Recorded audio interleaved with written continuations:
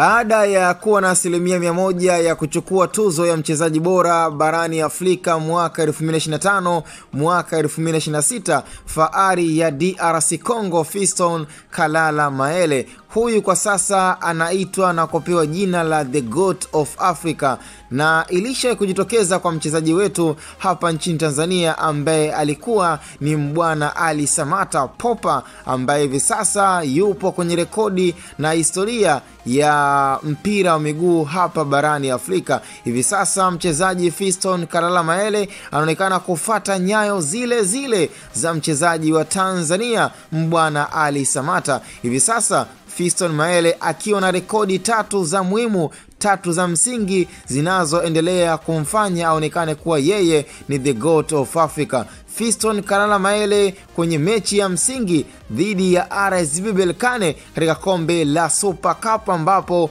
kwa mara ya kwanza ubingwa umeweza kutwaliwa na klabu ya Pyramid, huku Fiston Mayele akifunga bao lake la muhimu na bao pekee ambalo limeweza kufanya pia klabu ya Pyramid kuweza kutwaa ubingwa wa Super Cup kwa mara ya kwanza, na rekodi ya pili ikiwa ni rekodi ya klabu ya Pyramid kuweza kuchukua ubingwa wa CAF Champions League, huku Fiston Mayele akiweza kufunga pia bao la muhimu na kuifanya klabu ya Pyramid kuendelea kukuza viwango vya CAF, lakini pia na viwango vya FIFA katika upande wa soka, Africa Soccer Zone Power, ambayo ni moja kati ya rekodi zinazohifadhiwa katika makala lakini pia na kumbukizi za kimichezo. Rekodi ya 3 ikiwa ni rekodi ya Fiston Mayele kufunga hat-trick kwenye Intercontinental Cup dhidi ya Al Ahly ya Saudi Arabia, lakini pia na klabu hiyo ya Pyramid, huku ikiweza kutoa taji kwa mara ya kwanza,